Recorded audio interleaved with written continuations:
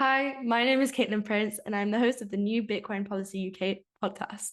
Each month, I'll be interviewing the Bitcoin Policy UK team and other UK Bitcoiners to help share the latest news on Bitcoin policy, Bitcoin mining and sustainability, and the progress of Bitcoin education in the UK. Today, I am kicking off our first episode with our three co-founders, Freddie, Krista, and Susie, who lead the policy, next gen, and mining committees, respectively. Today, they'll be talking about what they have been working on since Bitcoin Policy UK launched in April and what exciting stuff is coming up next.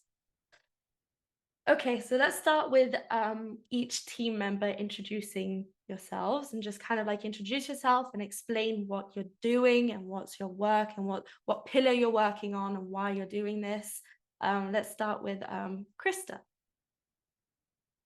Am I going first? So my name is Krista Edmonds, and I'm one of the co-founders of Bitcoin Policy UK. I currently lead marketing and temporarily lead our next gen pillar, which is the pillar that looks at creating and supporting a talent pipeline for the UK to make sure that we have Bitcoin native trained people for the explosion in Bitcoin activity in the business world that we expect incoming over the next few years. Okay, very cool. And Susie, let's hear what you do. I'm Susie Violet-Ward. I'm heading up mining and sustainability.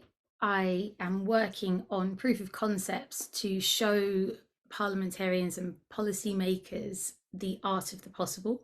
So if they're not necessarily going to listen, then hopefully they'll listen if we can show them that there is an incentive for business to get on board with mining. I'm also a journalist with a Bitcoin column for City AM, and I like to write about Bitcoin. Very cool. Okay, Freddie. Hi, so I'm the third co-founder of the organization. My name is Freddie New. I'm a lawyer by training, originally M&A and private equity, and for the last few years working in fintech and engineering startups. I've loved Bitcoin for a long time, and together with the rest of the team, my focus is very much on policy, so trying to give as much good information about Bitcoin and why it's important to politicians and regulators. Okay, so maybe you can dive into Bitcoin policy a bit deeper and kind of explain what you guys mean by policy, if you want to go on to that. Sure. Shall I take that one, guys? So I think very simply, when we refer to policy, we're talking about the aims and goals of regulators, politicians, party members, and the way in which our political system translates those into rules that steer behavior of individuals and companies and institutions. So unpacking that a bit more, as you and I'm sure all your listeners will know, each political party in the UK has its own set of policies, which are really, I suppose, a summary of their beliefs and how they see the world and how they believe it should be governed and organized. Okay. And the extent to which we are able to influence the way that they set up the rules-based system in which Bitcoin as a commodity and as a piece of technology will operate within the United Kingdom is what we're looking to influence. Okay, very cool. And so we all know that Bitcoin Policy Institute UK is kind of focused on the UK. It's kind of in the name. Can you maybe explain what main problems the UK is currently facing regarding Bitcoin? Not to be too facetious about it, but in some ways the UK is too good at financial services and is too comfortable a place to live for, I think, people to have recognized that they may need Bitcoin yet. So unpacking that a little bit, it's interesting when you look at the adoption waves and the statistics regarding which countries have more adoption and which have less. Those countries which have a certain set of characteristics or a certain set of problems tend to have much higher adoption rates. So, for example, in Lebanon or in Argentina, where inflation is extraordinarily high, 70, 80, 90%, adoption is much higher. or in countries where financial repression or monitoring by a central bank is higher. Correspondingly, you see Bitcoin use and adoption is also higher. In the UK, inflation is admittedly high. It's the last print was running at 8.7% from recollection. That's painful, but not so painful that it might drive people yet to seek alternatives. And then considering the extent to which our financial system is well developed and sophisticated, it is undeniably one of the most sophisticated and oldest in the world. We are responsible for a lot of innovations that are still used today. The corporation is a sort of British invention. The idea of separate legal personality, all manner of different financial instruments. We have a very, very sophisticated financial system full of people who think they know how the world works, and to whom Bitcoin is either a joke or irrelevance, I feel. I don't know if that reflects your experience or your understanding. Yeah, no, that's very clear. But also, I kind of wanted to talk about the confusion also regarding Bitcoin, because of the media and how the media covers Bitcoin in the UK. Can we maybe go onto that? Of course. I've got several strong opinions about that, which I won't air on the podcast. But and of course, with the exception of Susie, who is a member of the journalistic profession and doesn't reflect, I think perhaps the mainstream view. I think a lot of this comes down actually to the pressures that journalists are under when they're writing stories. So my first job, just segueing slightly, was actually in a press office at a lobby group more than 20 years ago. And it was extraordinarily noticeable that once you managed to get a press release or a soundbite out into the wild, it was very, very easy then to see that replicated in much the same way that a meme endlessly perpetuates itself.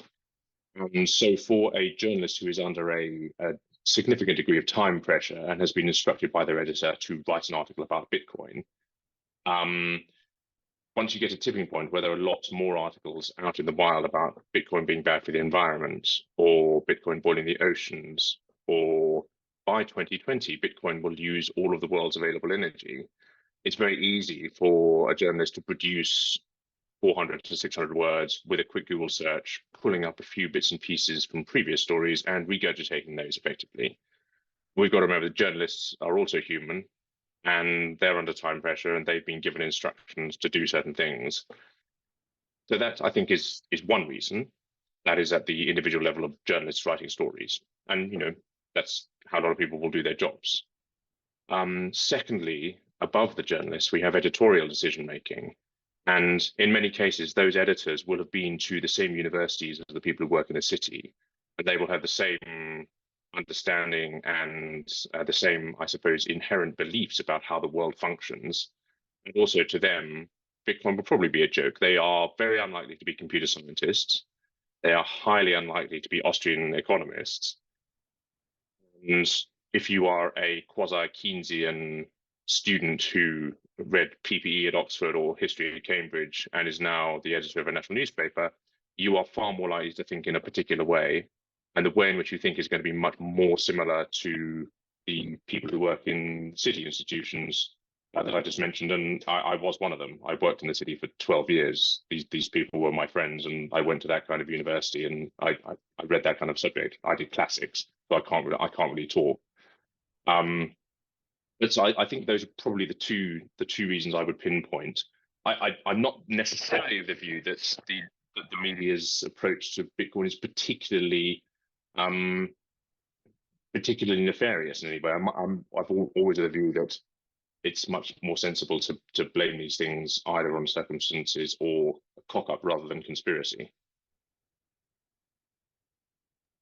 So you briefly mentioned the global warming aspects on Bitcoin. Susie, I'm sure that you're aware of all of this controversy going on in the media, and the fact that mining Bitcoin is kind of ruining the world and causing global warming. What do you think about all of this, and what is your opinion?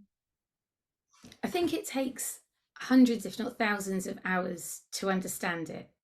And like Freddie said, they're under time pressure. They don't have the time to study it and put the effort in. And it's also an emerging technology. It takes people a long time to get their heads around and get it into their psyches. So I think it's just a journey that we have to go on, and education is absolutely key. And unfortunately, we don't have many peer-reviewed studies that we can show academics, and I think that that's a little bit of a gap, but that once again shows how new this technology is, and that will come.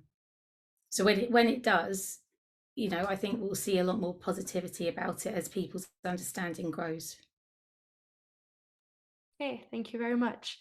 Going back to Freddie, can you please explain what you have worked on this month and what you have done, and what's your main points that you want to share? Sure, of course. So a lot of what we've done so far on the policy side has been written and quasi-academic work. So maybe backtracking over the last 2 months, if that's okay. Of course. We had a couple of significant pieces that we put into the FCA. It was in response to the future financial services regime. So that involves a lot of work within the team, and that was probably really a cross group effort from all of us. So that went in some time ago now, and that bill has actually recently become law. We've also done a very significant piece of work feeding back to the Bank of England on their CBDC proposals and what we thought about them. You can probably guess what our opinions were if you haven't already read the piece. And we've also done a piece on a DeFi taxation of the same. Some people may think that's not strictly relevant to Bitcoin. The reason we put in some work on that was because we recognize that some people, despite Celsius and BlockFi and so on blowing up, may still want to try and earn some yield on their Bitcoin, even though, as we know, it's never clear where the yield is coming from. And at the moment, we're engaged in speaking to several different industry participants as part of drafting another piece of feedback for the FCA relating to the financial promotions regime, which will affect the way that Bitcoin business can advertise in the UK. Okay, sounds like you've been busy. So what is the next step? Like, what are you working on and working towards to? I'm so sorry, I missed that. I cut out for a second. What is your next step? What are you going to work towards to? What's the main goal here? So as I say, we've had a busy summer in terms of the consultations. More broadly, in terms of policy, we want to try and map out various groups of politicians who are currently in Parliament, splitting them into those who are anti, those who are pro, and those who might be converted from neutral to pro. So that's a big piece of analytical work. Once we've done that, we're also going to attempt to target ones who are either pro or potentially can be swayed, and maybe even some of the negative ones with books or leaflets about Bitcoin. One of the Giza funds initiatives that we have running at the moment is raising Bitcoin to buy copies, initially the Bitcoin Standard, potentially also of the Progressive Guide to Bitcoin, and we'll look to target different politicians with gifts of those books. There will be a degree of crossover in the near future with the efforts that Susie is leading in terms of trying to demonstrate mining initiatives to politicians. The way we will link, and I may let Susie pick up this point, I think the way we're aiming to link those together is, as Susie mentioned, once we have some of these up and running off the ground, for example, some miners mining from stranded solar, stranded wind, from biogas, from methane, we'd then be able to use those as case studies and flag those to politicians and say, well, look, you're worried about the environmental impact. This site here is reducing methane, it is reducing greenhouse gas emissions, and so on. Susie, I don't know if you wanted to add anything to that. I couldn't unmute, I'm sorry. No, you covered it beautifully. We just need to work out the best proof of concept to go towards, because we've got limited funds. So I think we've got about 4.5 million sats in one of our funds at the moment, and Freddie's going to be working out all the different projects, the cost of them, and then we're going to decide which ones are the most effective and economically viable to go forward with. But we've got a few ideas, and we're just working on which one's the best one, depending on the price, of course. Okay. And so this question kind of goes out to all of you. Who is the person you definitely want to orange pill, and why? And why do you think that this would make a big difference to UK and how Bitcoin, well, how they can introduce Bitcoin into UK? I can tell you, so I want to orange pill my mum. I think if I could crack her, I could crack anyone. I go on about it all the time, and I just know that I bore her, and I just feel like if she was on board, it would be excellent. So I'd go with my mum. Go on, Freddie, you look like you've got one ready. Have you? I think I know, Krista. Do you want to go next, or? Probably Martin Lewis. I think because he's very well trusted, and he has got such a terrific reputation in terms of defending the kind of people who are really impacted the most by poor monetary policy. And if he were able to understand the incredible difference in an approach to monetary policy that Bitcoin represents, I feel that would be amazingly impactful. And not necessarily because he might make more people buy it, but I feel he might make more people look at it more seriously. Okay. Yeah, that's a fair point. I would say mine would probably be King Charles. It's a bit of a long shot, but I feel that like if he could really wed himself to that project, especially being an environmentalist that he is, and if he understood it along with him and probably Prince William, I think they would be good ambassadors for Bitcoin and would be able to sort of show leadership of Bitcoin in the UK and abroad. Very interesting. I like that answer. I think Okay. that was my answer when I was on your dad's podcast. Oh yeah, because my dad asked that question quite a lot. I kind of stole that one. I thought that With was the king. He was like, yeah, go to the top. Brilliant. Would that have been the Queen at the time? probably. I don't think it was. Oh, has she gone already? Oh, okay. I don't know. I'm sure I said the king. Maybe I did say the queen, but I can't remember. Okay, well, we'll do it. We'll put that on our strategy document for BPUK. We'll be orange pilling the royal family. Yeah, the fact he's an environmentalist as well. He should be all over this. Definitely. That's a very good point. So now this is kind of a difficult question. Hang on, that's an alarm going. Hang on a minute. I'm sorry. Have you got something burning in the oven? I do that. I set random alarms. I did it at the weekend. My phone just went off, and Rob's like, "What's that for?" That was for me to wake up from my nap. Well, that wasn't actually my phone. That was my sister who left her phone in this room. So this isn't my fault. I'm just putting that out there. It should be good now. So Susie, what is Bitcoin mining? Yeah, so Bitcoin mining is where you basically take energy and you run lots of computational puzzles to try and solve blocks to then create a block every 10 minutes, and then every block is 6.25 Bitcoin. So it's a way of securing the network and creating more Bitcoin. So the reason why I asked this question is I'm more interested in the humanitarian side of Bitcoin. And I find that kind of side of Bitcoin very, very hard to understand. So that's why I wanted to ask that question and maybe learn more about it. It's hard to answer in a simple way, because you don't want to go into too much detail, because then it just sounds like nonsense. So trying to boil it down, actually, we should work on that. Just 2 lines to explain it. Gigi's done it. He says Bitcoin mining is guessing a number. That's all it is. That's a good answer. He's brilliant. Not the golden nonce, is it? That's got. I would say that tells you the what, but it doesn't tell you the why, right? So yes, it's guessing a number, but why are you guessing the number? One of the best explanations I saw was that, yes, you're getting a number, but the reason you're all getting a number in a distributed way is simply to ensure that the transactions which are made are reflected in the correct order, and that everyone agrees on that order of on that or particular order of transactions.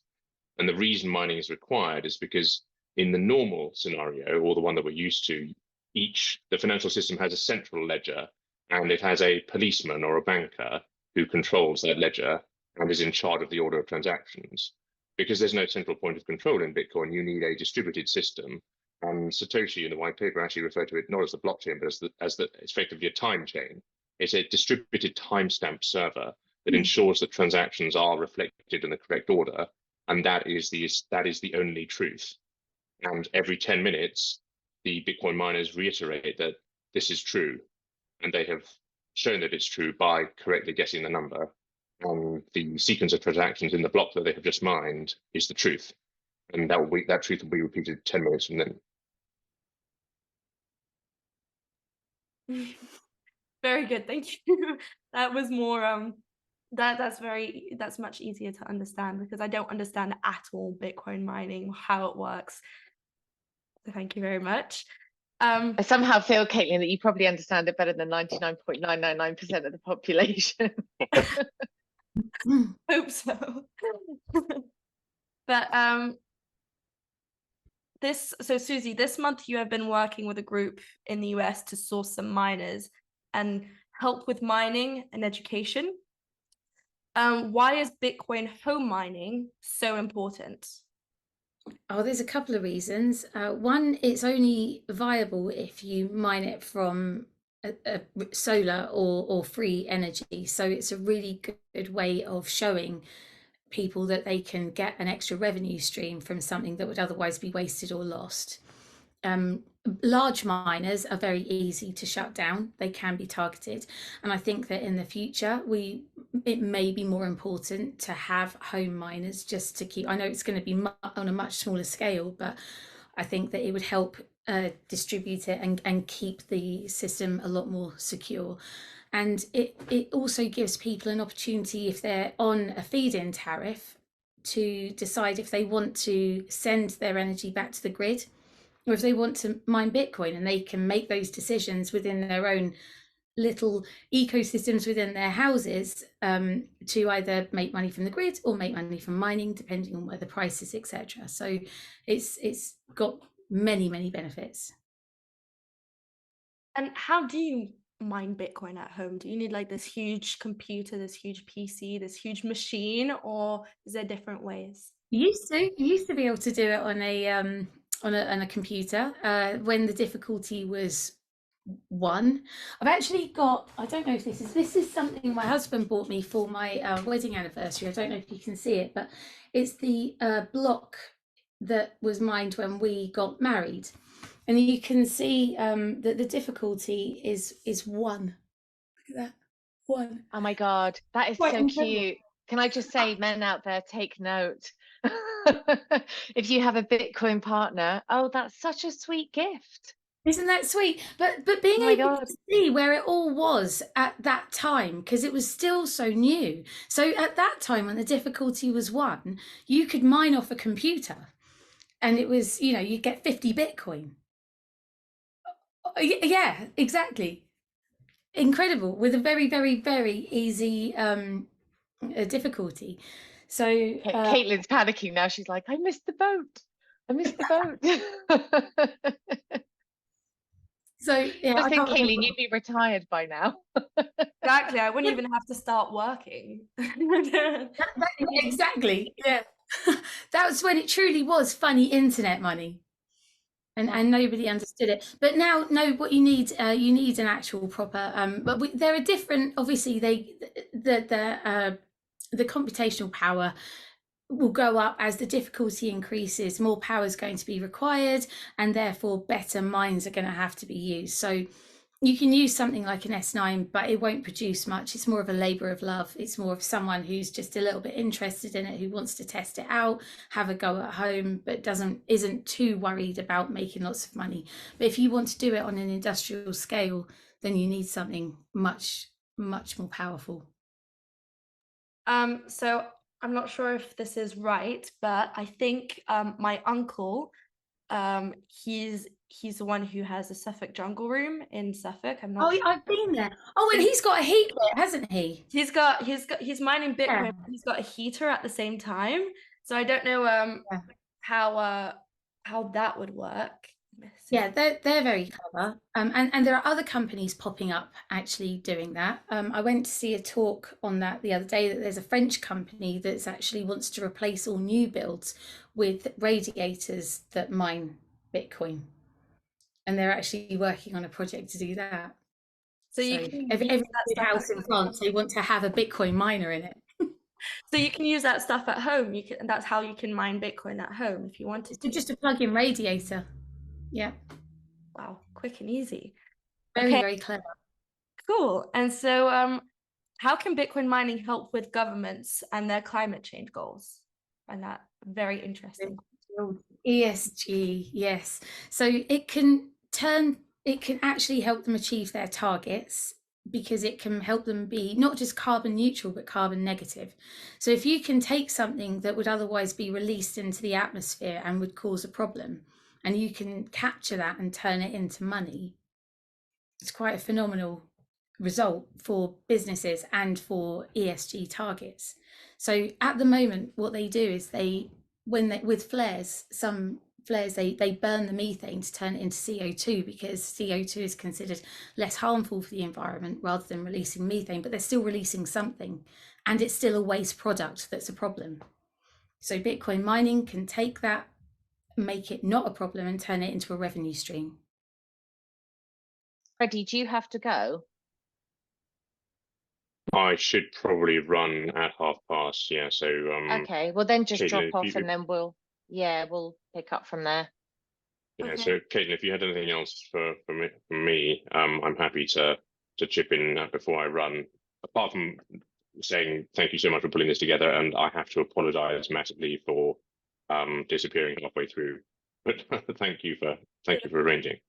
Well, thank you very much for coming on. I've covered everything with you. I tried to make that like the start of the podcast, so I'm good. If you wanted to add anything on, maybe maybe where can people find you on social media, and how they can get to you, if you want to finish off with that. Sure. So Twitter is very easy. It's at Freddie New. That's Freddie with an IE, not a Y.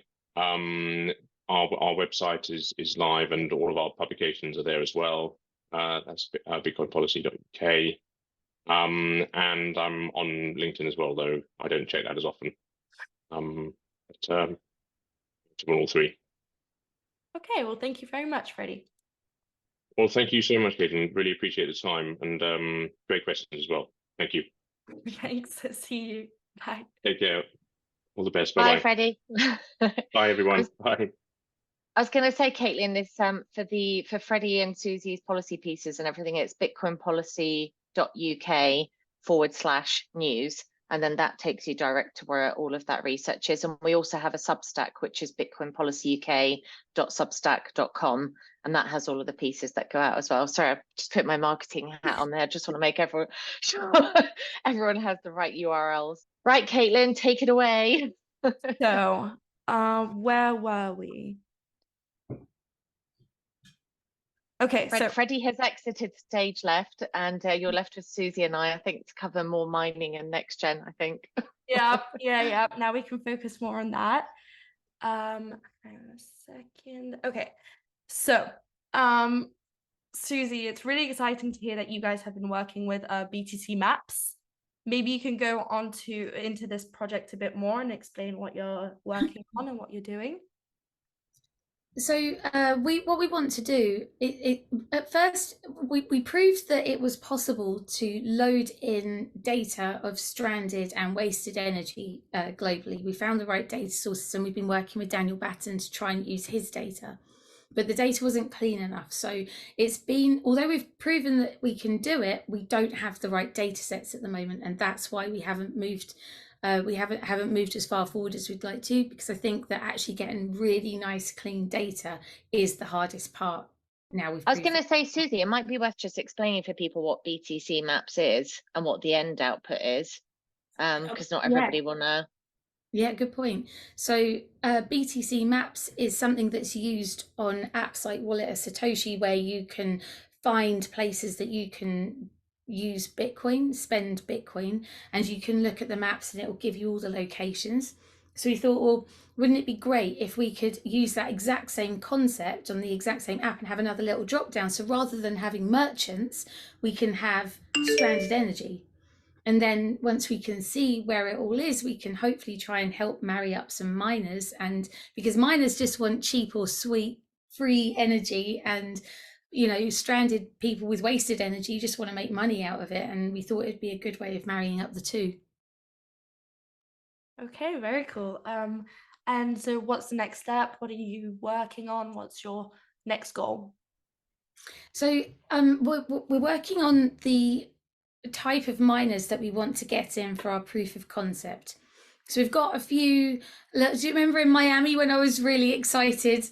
I was like, yeah, you were jumping up and down and stuff like that.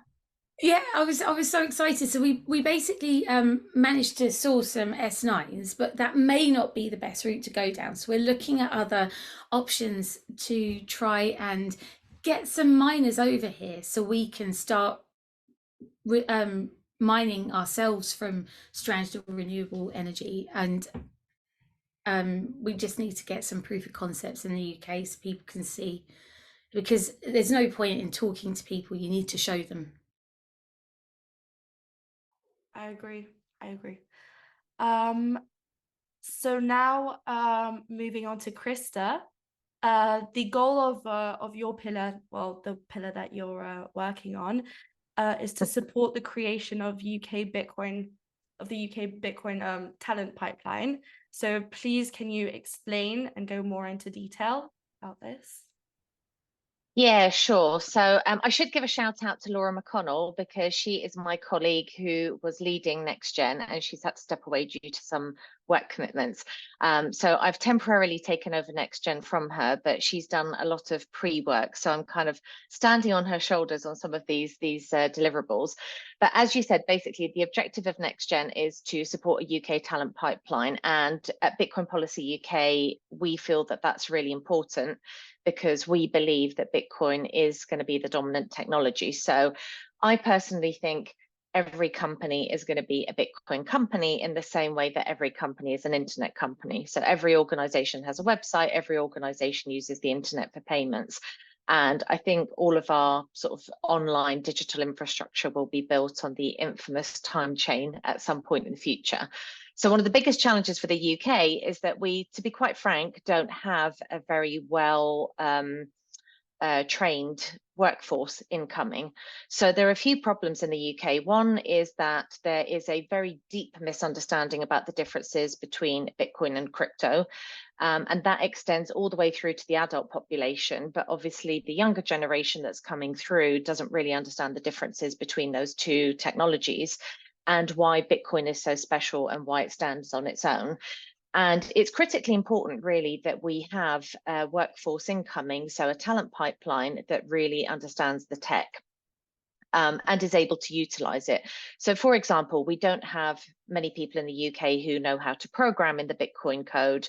We don't have many people in the UK who understand Bitcoin mining in any great detail.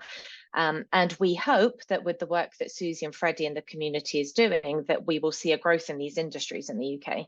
So currently we do have some Bitcoin businesses that are based in the UK, but not a huge amount. So the way that we're going to approach this, I guess, in terms of trying to create and support the talent pipeline, is a few different methodologies. So one is just letting people know that there are Bitcoin jobs out there, because there are people that might be interested in working in the industry. So we contacted Bitcoiner Jobs, which is a company that is part of, I believe, the Swan Bitcoin ecosystem. I'm not sure how they're legally structured, if they're sort of a subsidiary of Swan, but they're basically a Swan company. And we've embedded their jobs feed onto our website. So if anyone is looking for a job in Bitcoin, you can now go on to bitcoinpolicy.uk/next Bitcoin-gen, and that will take you to our next gen page. And on there is a live stream of the Bitcoiner jobs. You can obviously just go directly onto the bitcoinerjobs.com site as well, but we wanted to make sure that that was housed on our website to kind of showcase that. And that site has Bitcoin only jobs. So you won't find any blockchain, Web3, crypto, none of that kind of, messy stuff. You will just see pure signal Bitcoin jobs on there. So that's one part of it. The second piece that we're doing is to start doing Ask Me Anythings. So we're going to showcase some leaders of Bitcoin businesses who will do AMAs online live. And anyone that's interested in working in the Bitcoin business can join those, and they can essentially ask those CEOs or those leaders of those businesses what kinds of qualifications they're looking for, what it's like working for those businesses, and really get some information about why this is, as I'm sure we all present believe, like the most exciting industry there is right now, and why we're pretty much dedicating our lives to it. So those are the two of the projects that we're working on, and we've got a couple of people lined up who I probably can't announce right now, but they're going to do MAs and AMAs in the next couple of months. The last project, which actually just happened last week, is, by the way, sorry, Kaitlyn, I don't want to do a monologue, so you feel free to jump in and ask a question if you like. This is really good. And then, so the third element is a project that we're doing in conjunction really with a global community. So some of the viewers might be familiar with an organization called Mi Primer Bitcoin, and it's an organization that's based out of El Salvador. So El Salvador is, for those that aren't aware, the country that was the first country in the world that made Bitcoin legal tender. And they started this project in El Salvador to essentially upskill their young people. And they've designed a course that is standardized, that's designed for, kids really, but adults can do it as well. It's a very good training program to give you all of the essentials that you need to learn about Bitcoin. And Laura, my colleague, found a teacher in the UK who wishes to remain anonymous for now, but he is running a Bitcoin after-school club using this particular curriculum. So he's training the kids on Bitcoin and all of the kind of structure of how Bitcoin works using this standardized program. And so we were really excited about that, and we thought it would be a great opportunity to bring in Bitcoin parents, for example, who may want to run their own after-school club for their kids and their kids' friends. Or there might be teachers out there who are either Bitcoiners or just interested and could use that same curriculum. I have a firm belief that I think El Salvador is absolutely going to hit the ball out of the park. I mean, they've got this army of kids now that are coming up through the ranks that are really well trained in Bitcoin. And I would like to see the UK at a bare minimum be on a competitive, scale with them. So I reached out to the team at Mi Primer Bitcoin and I said, look, we're looking to do this project. We'd love to just chat to you guys and understand a little bit better about like how best to deliver this. And can you help me source a teacher that has used this program that we could host on a Zoom for UK parents and UK Bitcoiners? And then the response I got was really interesting because they have actually just kicked off this program, which is a global initiative. It's fully decentralized and it's an opt-in voluntary program, but essentially there's a whole bunch of us across the world now that are participating in this program together. And they're using language for it, which is very similar to the Bitcoin infrastructure itself, but it doesn't relate to anything technical. So there's a layer 2 technology that sits on top of Bitcoin called the Lightning Network, and it allows for faster payments off-chain essentially, in between Lightning nodes. And so they're calling this project like Lightning Nodes. So we are all signing up to be Lightning nodes globally for the Mi Primer Bitcoin curriculum and program.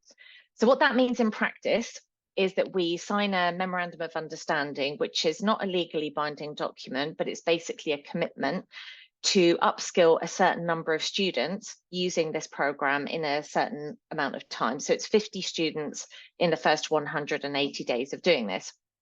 So we've signed up to this. I actually have the call in a couple of hours with the team. So I think there's 30 of us globally so far that are signed up. And we're talking about people all over the world in Africa and Canada and everywhere else. So I think at Bitcoin Policy UK, we're extremely excited to be part of this because it really feels like it embodies the spirit of Bitcoin and the decentralized network and really doing things together. So we've signed up to this program. I'm going to get more information in a couple of hours about how we're going to implement this. But long story short, we are going to be calling on anyone in the UK, be you a Bitcoin parent or a teacher, who would like to implement this program in your school or in your community. We would like to support you in doing that.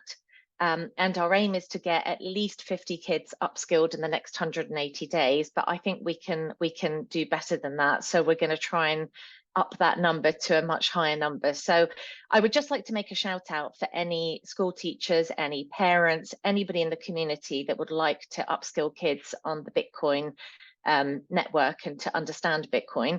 Please contact us at contact@bitcoinpolicy.uk. So that's contact@bitcoinpolicy.uk, and just put Lightning Node in the header and let us know if you would like to participate. So we'll be putting more information out about that, but that was my big announcement for today. Great, sounds very exciting. So it seems like your work is very fixed on educating the next generation about Bitcoin. Why is this so important? I think it's everything. I think if the UK is going to be competitive in the future, as we all want it to be, we want the UK economy to flourish. We want people in the UK to have great opportunities. So I think making sure that we have a talent pipeline that really gets this is critical. I mean, when I was at university, and I'm aging myself now, but that was that was when the internet was kind of a new thing. It was usable, and we had a computer center. We were all on chat rooms. It was like a really big deal. And I think that there has been so much misinformation put out about Bitcoin with regards to the environment, which obviously Susie's very familiar with regards to, it being scammy, all of these various things, that you just don't see the same level of education happening in educational establishments across the UK. So, for example, universities don't have dedicated Bitcoin programs. They often have things like blockchain or crypto or Web3. And those things are fundamentally different. They're not decentralized. They don't have, largely, they don't use the proof of work concept in order to secure the network. They're a completely different beast, and Bitcoin really stands on its own. And it's the technology that's going to outlast all of those. Like, the rest of that is just noise. We've seen, for example, there was a big noise last year with the metaverse. Who talks about the metaverse now? Who's buying, up virtual land in the metaverse? Nobody. And so I think it's really important for students in the UK to understand that.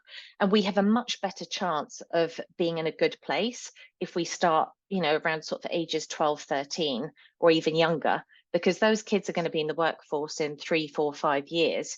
And if they really understand Bitcoin and they understand how to work with it, I think we can have a very competitive workforce globally. So I think that'd be an amazing thing for the country. You're on mute. There we go. I agree, and I think it's very, very smart to target the next generation, because we are the next generation, and it'll be us who's going to be making the next changes. And if you're right, if we understand Bitcoin, then I think we can go very, very far and help make a big change in the world. 100%. When Susie and I are in our little wheelchairs in our old people's home, you guys will be driving the ship, steering the ship. I hope so. I hope so. So thank you very much, ladies. If you wanted to add something else, then of course you can, but I've covered everything I needed from you guys. You can. Well, thank you very much for hosting this. This is our first ever podcast, and I think you're going to be doing this monthly, right? So thank you for doing it. And we're just really excited to be able to support the UK community and, drive Bitcoin adoption. So yeah, thank you to you. Thank you to all of the Bitcoiners out there. Thank you to the whole team, I guess, from me. And I'm just really honored to be a part of this. Well, thank you so much for this opportunity. I was saying to my dad, I think this is a really great and easy way to get myself into the Bitcoin kind of world, and also it's good because I'm doing this by myself and not with my dad. So yeah, so I'm very, very happy. You're a case in point, so you're my target market. There we go. So lastly, where can people find Bitcoin Policy UK, and what's your social media? So shall I do, Susie? I'll do the socials, and then maybe do you want to give some closing thoughts? Yeah, I don't really have anything. I think you've covered absolutely everything beautifully, and yeah, policy, mining, next gen. What else is there to say? I mean, we've got it all covered, haven't we? It is exciting times. It really is exciting times, and I think it's absolutely fabulous that you're doing this and helping us get the message out there as well. It's another medium to try and reach people, and that's fabulous. Yeah, so I guess social handles. So our company Twitter is at Bitcoin Policy UK. You're very welcome to follow me, but mine is probably a little bit salty, so it's at Bitcoin Krista, Krista with a K. Views are my own, I should qualify. And our website is bitcoinpolicy.uk. And people can reach us if they would like to contact us either via the contact form on the website or via contact@bitcoinpolicy.uk. And Susie, I don't know if you want to share, you should probably share your Twitter handle if you're happy to do it, and maybe also your City AM handle if people want to read your newsletter. Yeah, so if anyone wants to find me on Twitter, you can go to Decentrasuze. I don't know, can you put show notes in? Can you do that? Put like little links down the bottom. And if you want to read any of my Bitcoin articles or my Bitcoin column, you can find it easily by going to the City AM website and just typing in Susie Violet, and then they should all come up. Perfect. Thank you very much. Well, thank you for coming. Thank you.